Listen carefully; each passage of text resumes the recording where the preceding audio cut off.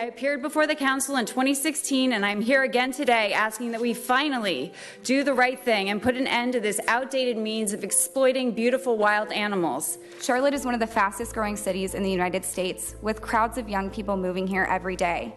It is our responsibility and your responsibility to be a leader and make our city the best that it can be. And please, Mr. Jones, get the report, because we've had this on the agenda before, and it's truly something that people love to debate. Good. All right, all in favor of discussion for the circus animals, please raise your hand. Love discussion. Just get a report on that? Strategy session. Yes. On circus animals. Banning wild animals. Okay, all of that passes as well.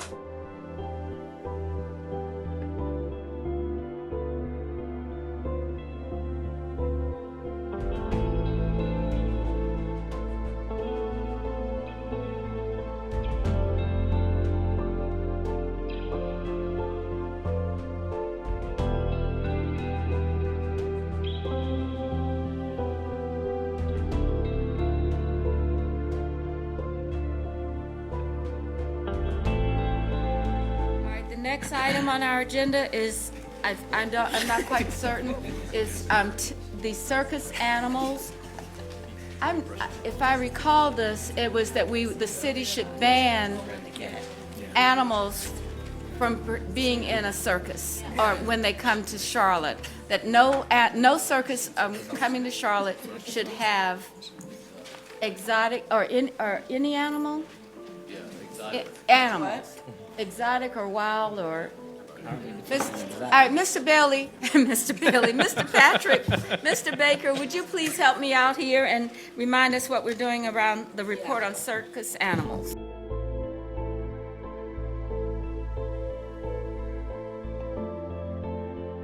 Make sure that you have a clear understanding as to what you're trying to go after. So if the Westminster Dog Show wants to show up in Charlotte, make sure that if that's what you want, but you don't want a circus. And I realize that those are two different things, but some people will. I mean, it's a great example. Will take a look at those things. Yeah. You'll want to be very specific to what you're and to have justification for why you're doing it. I know that there are other animal shows and events. I know that I've seen some of the frisbee dogs. And is that the type of thing that you're talking about dealing with?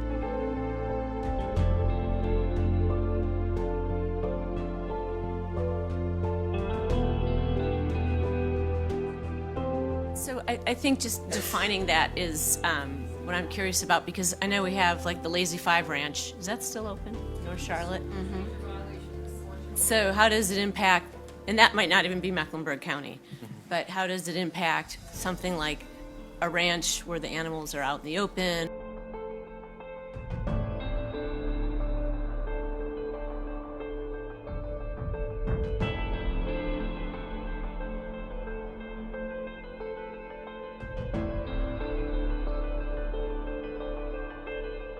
Mr. Baker, that is for you. Animals don't talk. I personally have a challenge when it seems that we have a turnout for more energy for an animal than we do over human life. And there seems, which you can do a study online, do a quick Google search, and unfortunately it shows that there are studies out there that have been tested regarding the impact, whether it's on social media or in the news, the conversation regarding what appears to be the abuse of an animal versus the abuse of a human.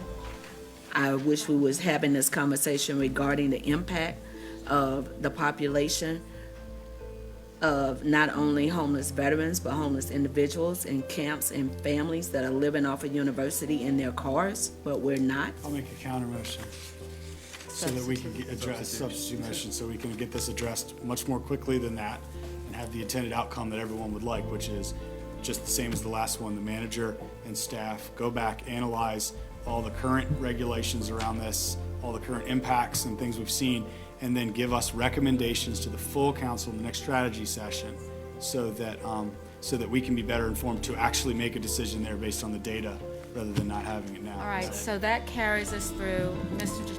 Jones, you here on the next strategy session.